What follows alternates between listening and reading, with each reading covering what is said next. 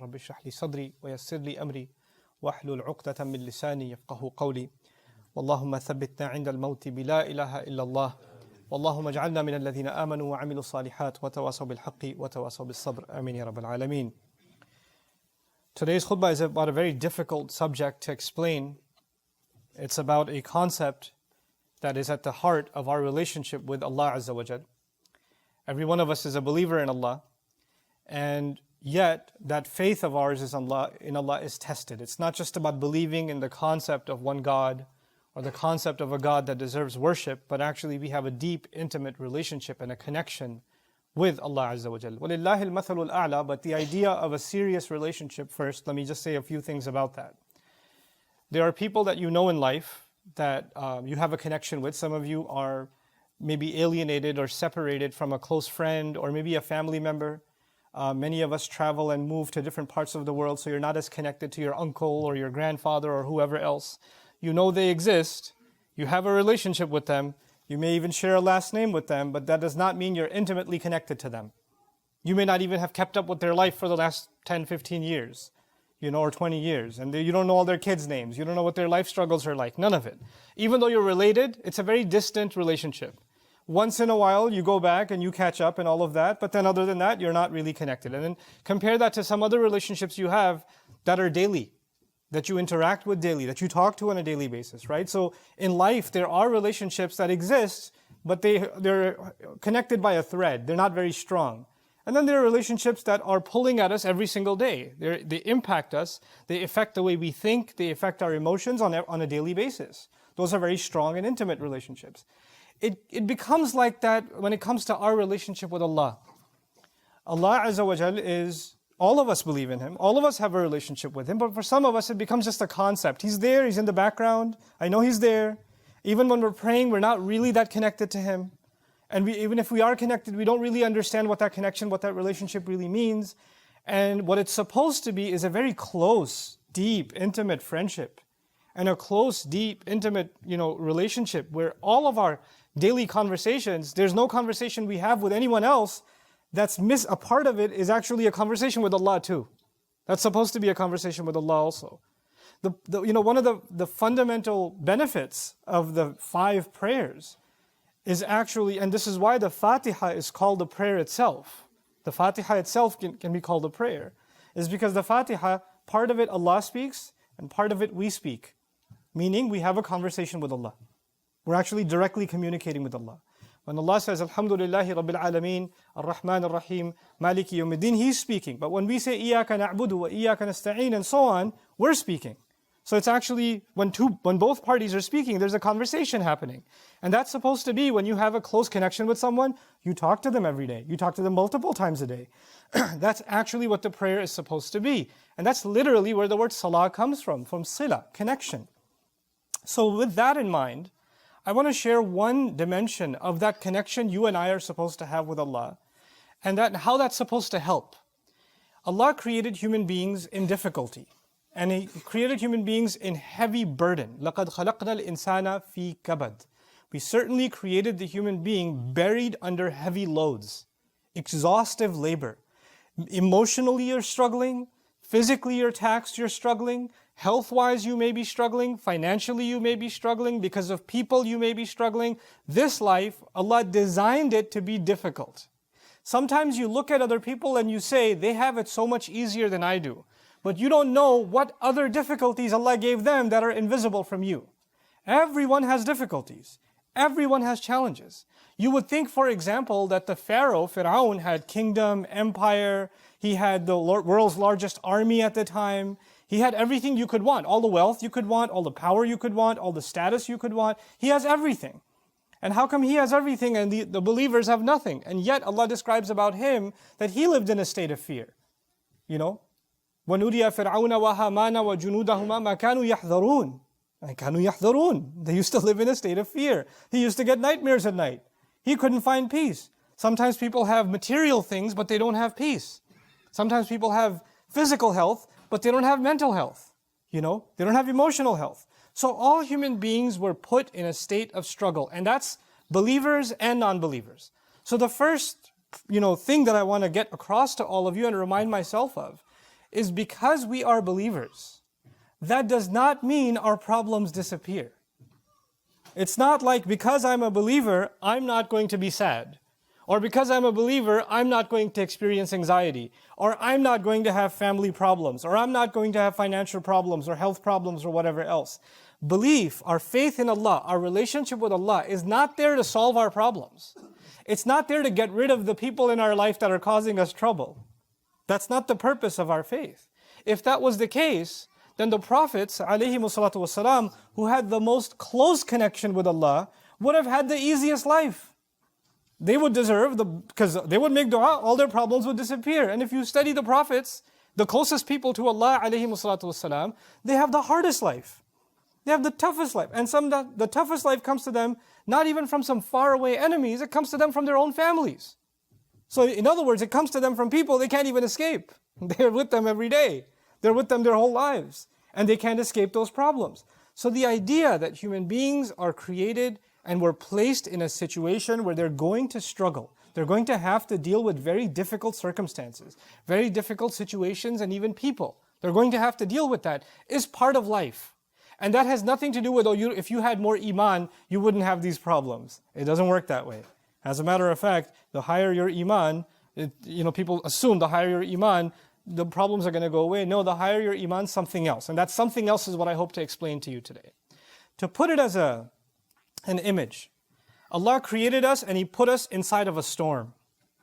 Okay, like imagine a storm in the ocean. You're in a storm.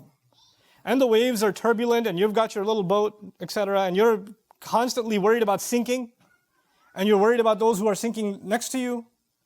But Allah Azza wa Jal, what does the faith do? It gives you the strength and it gives you the ability to go through the storm, to navigate the storm. It doesn't mean you don't get wet. It doesn't mean sometimes the boat almost doesn't tip over.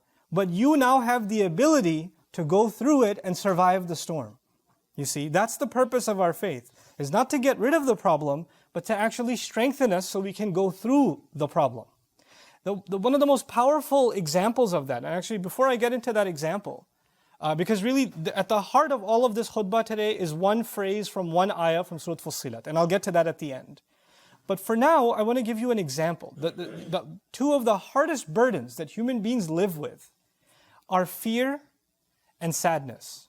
Fear and grief. Those are the two heaviest burdens that human beings live with in this life. As a matter of fact, when Allah sent Adam alayhi salam to the earth, He told him that when He gives His guidance, فَمَنْ تَبِعَ هُدَايَ فَلَا خَوْفٌ عَلَيْهِمْ وَلَا هُمْ يَحْزَنُونَ. Whoever follows my guidance, they're going to be able to combat fear and sadness, essentially. In other words, Allah knew that in the story of humanity from Adam alayhi salam to the last human being that's going to walk on this earth, every one of them is going to have to struggle with fear and they're going to have to struggle with sadness. Now what are these two things? Fear is about what's going to happen in the future. Fear is about, am I going to lose my job? Is what's going to happen to mom? What's going to happen to my family? What are they going to say? What's going to happen tomorrow? What's going to happen with my exam? What's going to happen with my immigration? What's going to happen with this and what's going to happen with that? These fears about what's going to happen in the next few hours or in the next few days or in the year from now or in the future, these fears are small and big and they're all the time. They're a part of us. You wake up afraid. You're afraid you're going to be late to work. You're afraid that you forgot about some task that you had to do or the time's running out. Small fears, big fears. But fear is a constant part of life. It's always there. And what you're afraid of, let's say a student is afraid of failing an exam. Up until the moments of the exam, there's fear, the heart is pounding. And they take the exam. And then unfortunately, they get the result that they failed. And when they fail, there's no more fear. There's now sadness. I mean, there's fear of what your dad's going to do to you, but there's sadness mostly. Right? Now there's sadness about what happened already. So fear is about the future and sadness is about the past. What already took place in the past. And just because it's in the past, you don't get to tell someone, well, it's in the past, get over it. It's done now. You should move on with your life. No, you and I are not in any position to tell anyone that they no longer have the right to feel sad anymore. Our Messenger sallallahu alaihi wasallam continued to feel the sadness of the absence of Khadija radiallahu ta'ala anha for years. For years. Feeling sad is not a sign that you don't have enough faith. He has the greatest faith of all, and yet he carries sadness. Yaqub alayhi salam lost his son Yusuf alayhi salam. And he carries a great amount of sadness. So much so that he cries so much, ibyaddat aynahu. His eyes turned white. His eyes turned white out of sadness. But that doesn't mean he doesn't have faith in Allah. He doesn't actually have that. And as a matter of fact, he would only cry of his fear and cry of his grief and his sadness to Allah. إِنَّمَا أَشْكُو بَثِّي وَحُزْنِي إِلَى اللَّهِ. I've given khutbah to you about that before. But today I want to talk to you about an extreme case of fear and sadness first. And that's the mother of Musa alayhi salam. I can't think of a more extreme case of a woman who had to do something so incredibly unthinkable. She knows that any minute from now, soldiers are going to break her door and they're going to kill her baby in front of her own eyes.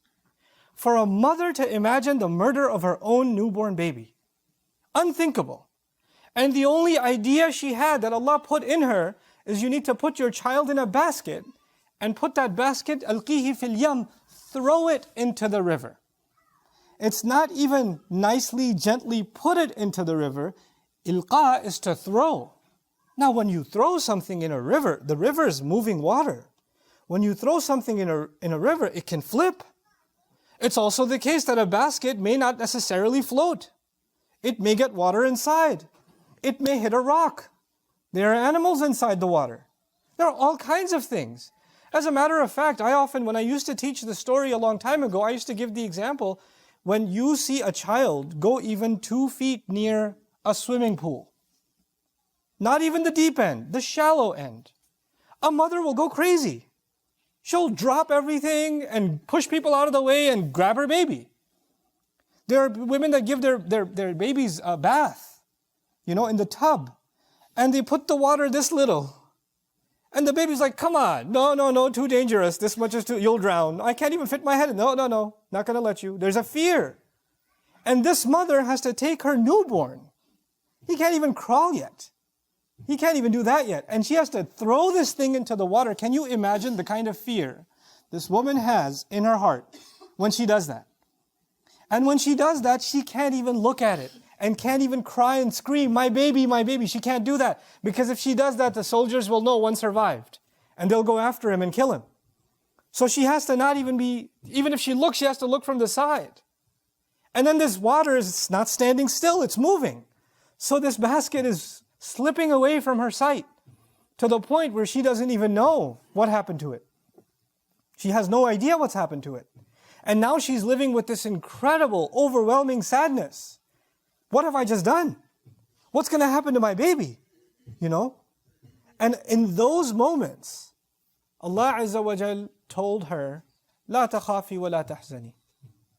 Don't be afraid. Don't feel sadness. And even though she still felt afraid, and she still felt sadness, what we're learning in these ayat is Allah will help you overcome not being drowned by fear and not being drowned by sadness. He can let you navigate those two feelings. Those two feelings are very powerful. They're enough to drive someone mad. They're enough to drive someone to the point where they don't want to live anymore. It can be that powerful. And yet Allah can give you the strength to overcome what you and I don't have the strength to overcome.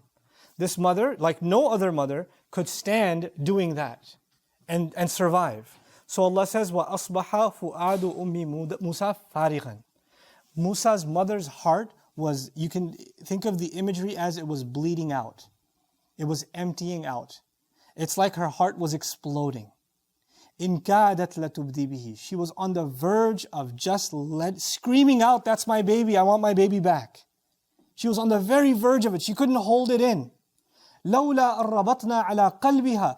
Had we not tied her heart up, like literally something's about to shatter and leak, and Allah says He, like a rope, tied it up and held it in place. What are we learning? We're actually learning that you and I are not capable of controlling our emotions until Allah gives us the strength to do so. The situation didn't change. The baby didn't start flying instead of floating in the water. The reality didn't change. But her heart changed. Her heart was strengthened by divine intervention from Allah Himself. لَوْلَا أَرَّبَطْنَا عَلَىٰ قَلْبِهَا. And she's not a prophet. What we're learning in these ayat is that Allah will give you and me a strength to our hearts that will be able to overcome the most powerful fear and the most powerful sadness, the deepest kind of sadness. He'll make us strong enough, not that those things will go away, but you'll be strong enough to go through it. You won't collapse. Your heart won't fall apart. And he says all of this, لِتَكُونَ مِنَ الْمُؤْمِنِينَ, so she may be from those who truly believe. She could truly hold on to faith. She won't ever accept that my baby drowned. She won't accept that. She'll hold on to her faith, she'll hold on to hope. As a matter of fact, in this ayah, for her to be a believer actually is the same as for her to be hopeful. One of our connections with Allah, that bond with Allah, we pray to Allah, we put our hope in Allah. What Allah gives us from Him is that glue that holds our heart together and keeps it from being shattered. He gives us that strength. This is actually what I wanted to talk to you about from the ayah of Surah Fussilat. إِنَّ الَّذِينَ قَالُوا رَبُّنَا اللَّهِ. No doubt about it, those who declared, our master is Allah. Seems like a pretty simple statement. Our master is Allah. It's not a simple statement. You're not just saying our creator is Allah, or the one we worship is Allah. You're calling Him your Rabb. Our Rabb is Allah. Rabb is a mun'im. Rabb is someone who does favors for you you don't deserve, and keeps giving you what you don't deserve. That's the first meaning of Rabb. So Allah is one for us who will give me more than I deserve. And He will keep giving me more than I deserve. And He will keep making, and mun'im also means the one who gives in'am, meaning the one who makes things easy. He's the one who's going to keep making things easy for me. That's who He is to me. I've declared that when I called Him Rabb, al-mun'im. Wal-murabbi. He's the one who is going to make sure that I continue to grow, that I continue to progress, that I'm not going to stay in place. If I'm in a problem, He's going to allow me to grow out of that problem. If I'm in a state of weakness, He will give me the strength, like a plant grows and turns, like a little blade turns into a tree. He'll give me the strength to navigate and to be able to overcome the weakness that I have. This is al-murabbi. Wal-qayyim, the one who's going to make sure I don't fall apart. Just because you're ensuring something is growing doesn't mean you're not taking care of the problem. You know, you can build a building and you're building more and more floors, but the foundation's falling apart. The whole thing's going to collapse. Allah will hold me in place, take care of me and not let me collapse. He's my Rabb. Wal-qayyim. Was-sayyid. And He is in charge. He's in charge of what I do. He's taken total authority over me. I'm not in charge anymore. You know, again, maybe imagery will help you understand this. If you are bad at swimming, and you find yourself in the middle of the ocean, and you're splashing and doing whatever you can, and nothing's helping. Water keeps going up your nose and in your mouth, and nothing seems to be helping, and you're getting exhausted. And until you realize there's someone holding you from underneath, you just need to relax and just let go. And He's just keeping you floating. He's not going to let you drown. When you let go, that's actually Rabbuna Allah. Our master is Allah. Whatever struggle, storm I'm going through, He's not going to let me drown. He's holding me in place. Those who openly declare that, they acknowledge that they are not in control of their situation. They acknowledge that they cannot control other people's opinions. They acknowledge they cannot control what any of the creation of Allah does. When anybody else, and you know, some of you spend your days and nights thinking about how this person is going to harm me. What are they going to say? What are they going to do? What are they going to think? This is what's going on in your head all the time. You're preoccupied with it. And when you accept Rabbuna Allah, you let that go. Because the one who's protecting you, and the one who's keeping you in place, and the one who's going to navigate you through the storm, you've declared, you've handed it over to Him. You've let go.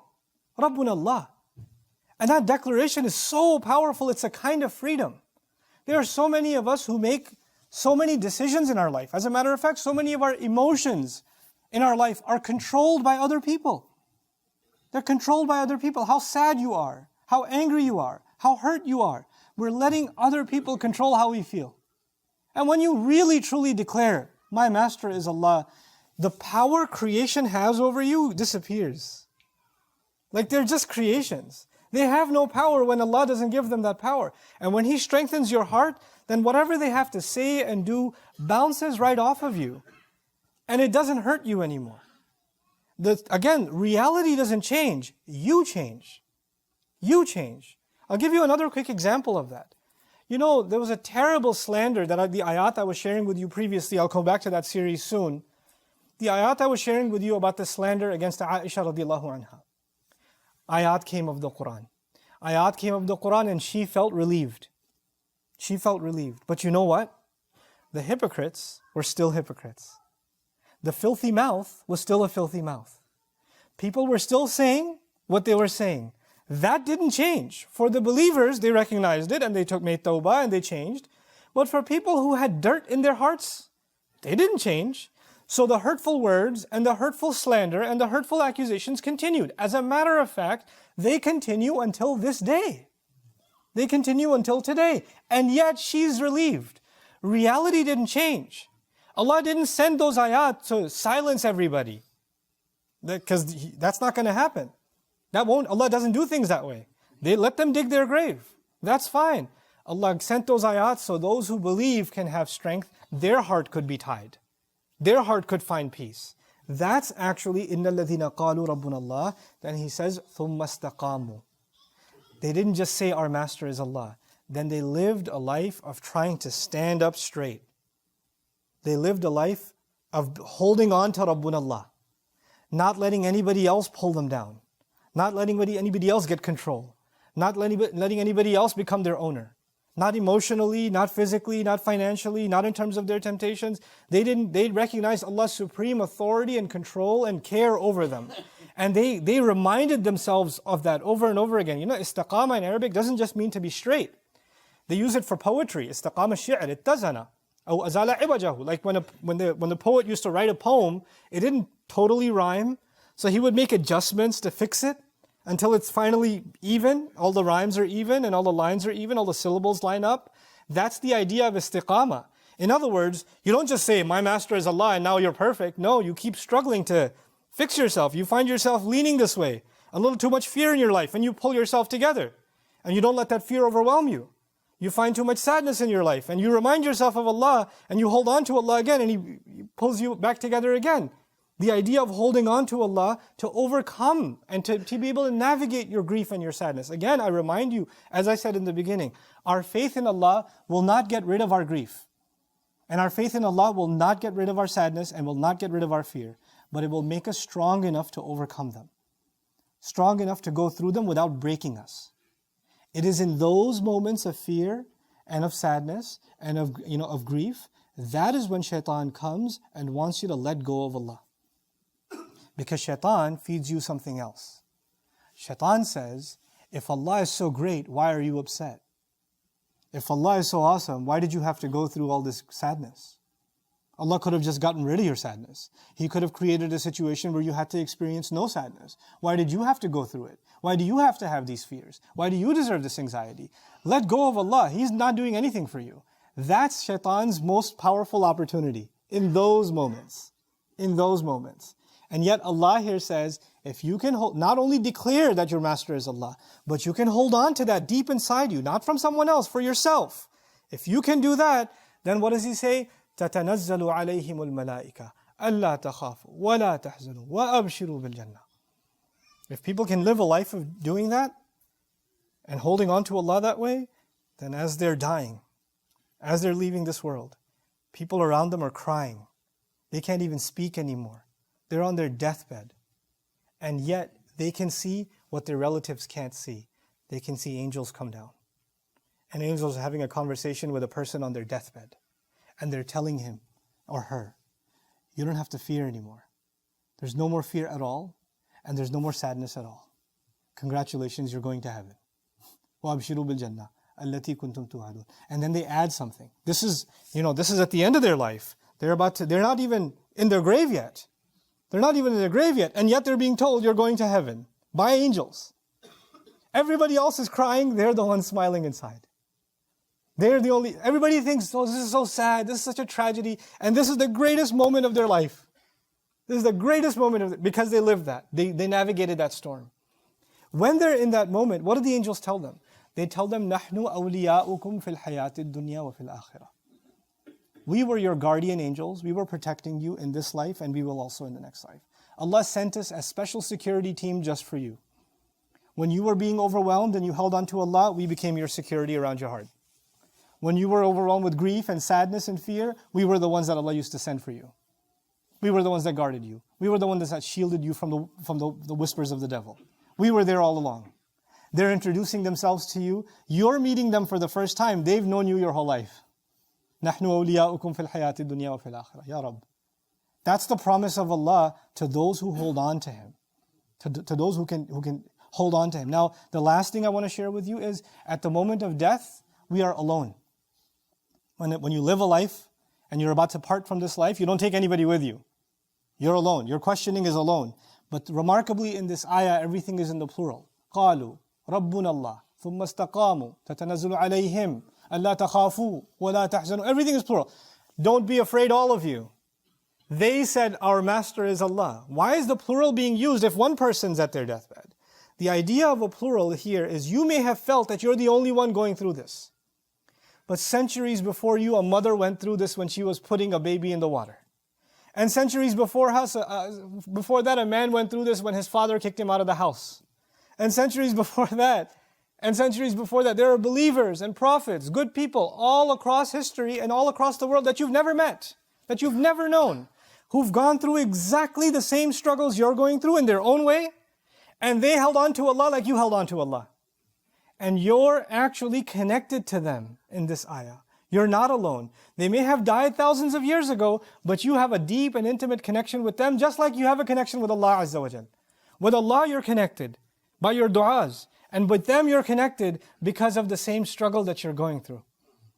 You know, this is why we make the dua, Al-Hiqna bis-Salihin, join us among the righteous. Join us among the good people. You're not alone. You're part of a legacy. There are people before you that have already left, that are praying for you, actually. وَيَسْتَبْشِرُونَ بِالَّذِينَ لَمَّا يَلْحَقُوا بِهِمْ مِنْ خَلْفِهِمْ. They're congratulating each other of those who haven't yet joined them. أَلَّا خَوْفٌ عَلَيْهِمْ وَلَا هُمْ يَحْزَنُونَ. They're not going to have fear and grief either. May Allah Azza wa Jal help us navigate our fears and navigate our grief and not be overrun by them. May Allah Azza wa Jal keep us from the emotional torture and the emotional manipulation of others. May Allah Azza wa Jal give us a life of freedom from control of His creation and really truly allow us to be pure slaves of His in every sense of the word. Barakallahu li wa lakum fil Qur'an al-Hakim wa nafa'ni wa iyyakum bil ayati wa dhikr al-Hakim.